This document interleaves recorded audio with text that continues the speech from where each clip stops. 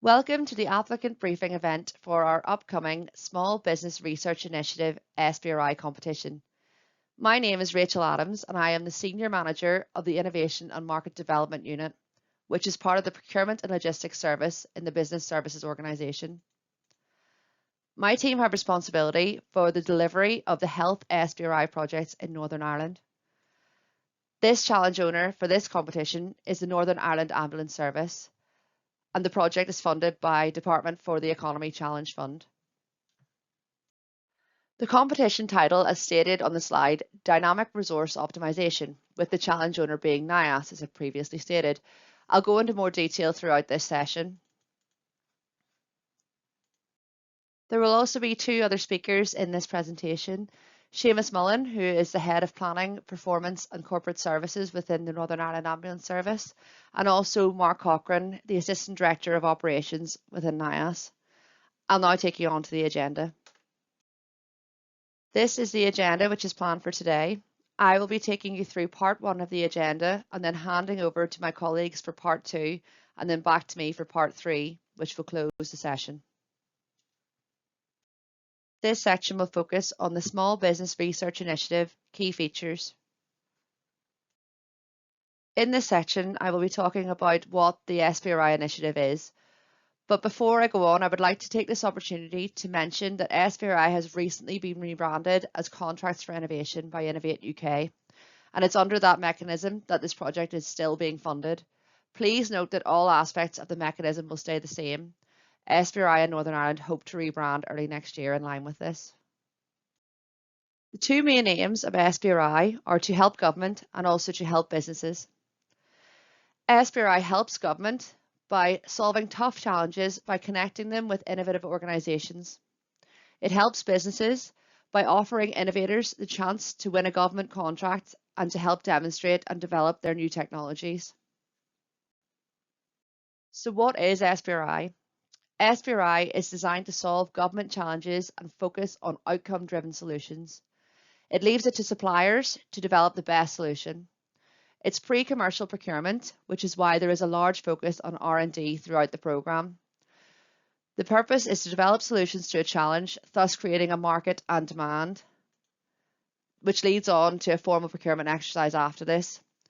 SBRIs are flexible and agile and built around getting the best outcome.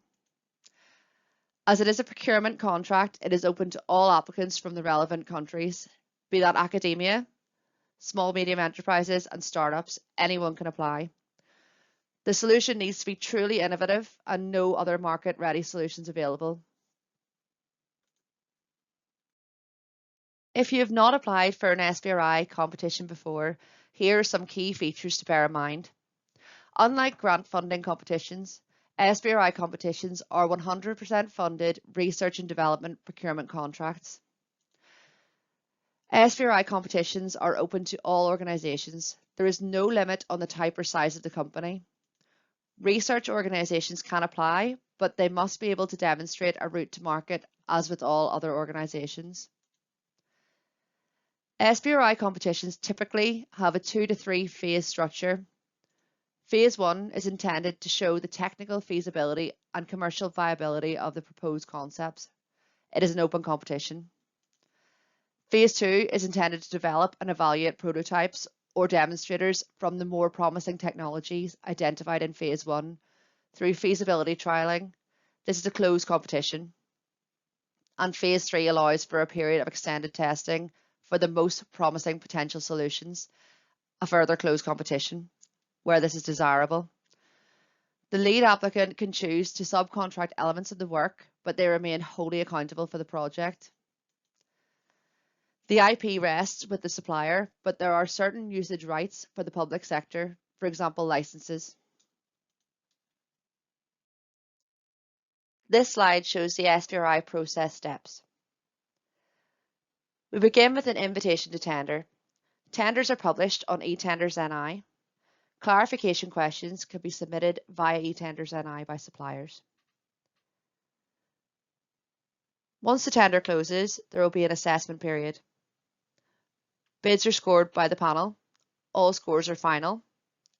There will be due diligence carried out, and after this, successful tenders will be notified and implementation meetings will be arranged. Once contracts are awarded, Phase 1 will begin. This is a 6-month project. There will be a launch event. Suppliers will attend bi-monthly checkpoint meetings and have interim and end review presentations.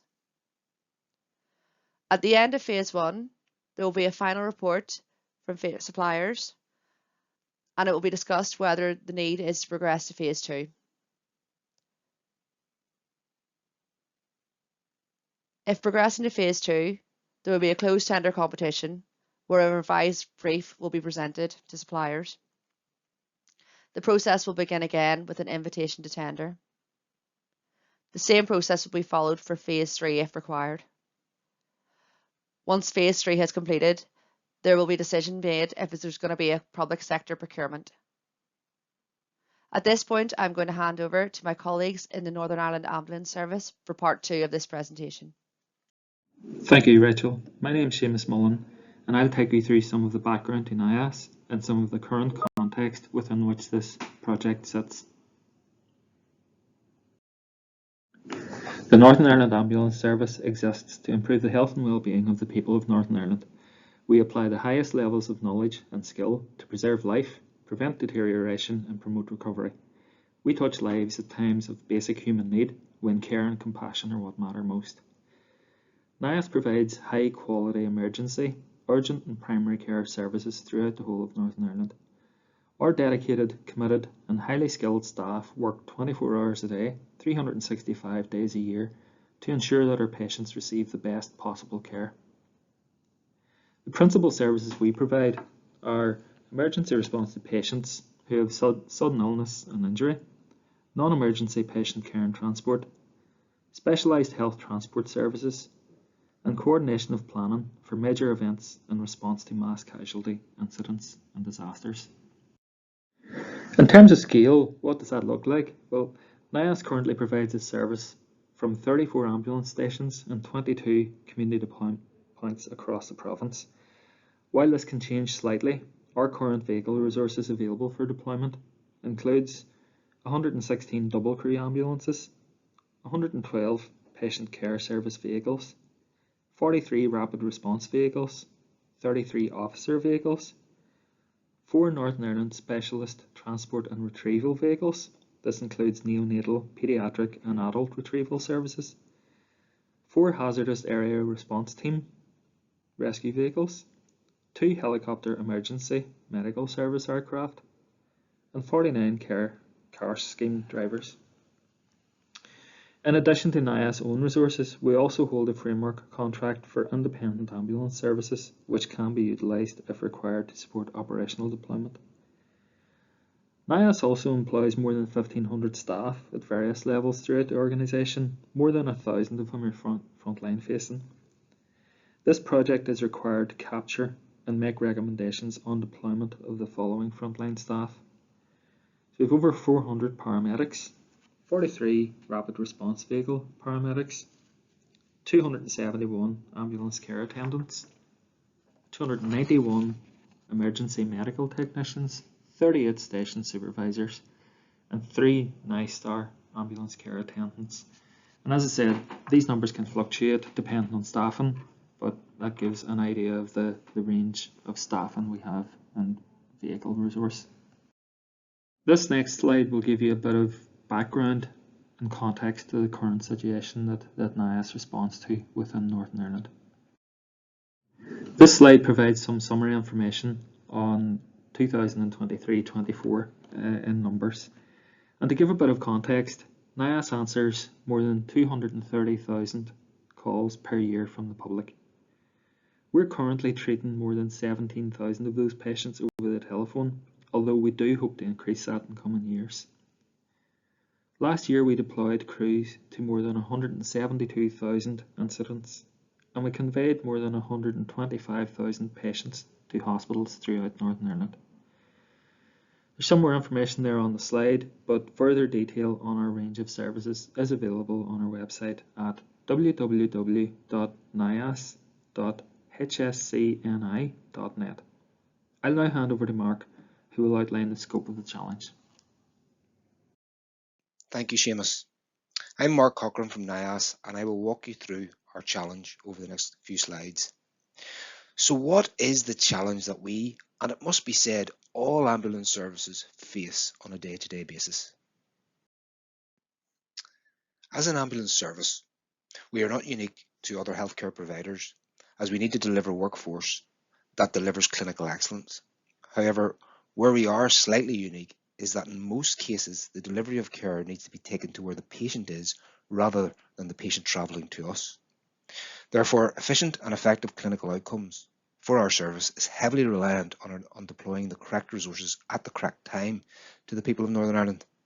To do this, it is imperative that we optimise the utilisation of resources to improve real-time deployment, and we also need to leverage scale across the organisation in regard to all available assets to ensure that we use our resources in the most optimal way. The proposed solution will be required to write sophisticated algorithms between our ROTA systems and other NIAS databases to deliver the ability for decisions to be made into the future that support the real-time deployment of our resources. The solution will support the effective resource allocation across the region, not only from a NIAS management perspective, but also taking into account patient experience, which will require the solution to triangulate information from databases and planning tools to deliver the most effective and optimized patient outcomes. Some examples of these challenges that we face day to day can be seen on the next slide, and we look forward to receiving your tender and working with you through the SBRI process.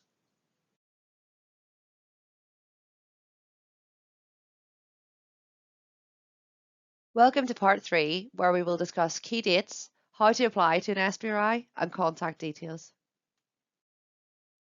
Here are the key dates for Phase 1. It is important to note that the submission deadline is 3 p.m. Any submissions received after this time will not be accepted. We strongly recommend that you submit your application as early as possible, as traffic will be high on deadline day. Applicants will be informed if they have been successful or unsuccessful on Wednesday, the 16th of October. Implementation meetings will be scheduled between Tuesday the 22nd of October and Thursday the 24th of October. Contracts will be signed and returned no later than Tuesday the 29th of October at 12 p.m, with contracts commencing on Friday the 1st of November. It's important to note that all dates may be subject to change. Here are some pointers when applying to an SBRI competition. In addition to the technical criteria, you will be assessing your plans to commercialise your technology, value for money, and potential benefits. This is a contract to deliver a specific outcome. Be sure you can deliver what is in your application. Profit must not be included within applications. Once a contract has been awarded, costs cannot be increased. Please familiarise yourself with the contract. Our terms and conditions are non-negotiable. If you encounter any difficulties when applying, assistance can be accessed by contacting the eTenders help desk. We strongly recommend that you submit your application as early as possible. Applications received after the tender submission deadline will not be considered. And also on this point, I must say the scoring of the contract adjudication group is final. Full details on how to apply are held within the ITT document.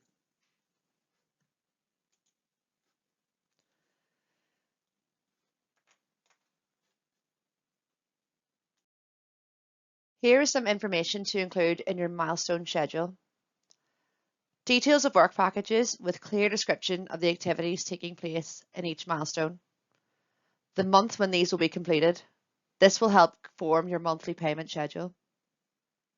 Clear and distinct deliverables from each milestone that you'll be able to evidence to confirm you've completed it in full. Information which is necessary to include in your finance schedule. Details of all costs. Labour. This must not include bonuses, performance-related pay, sick pay.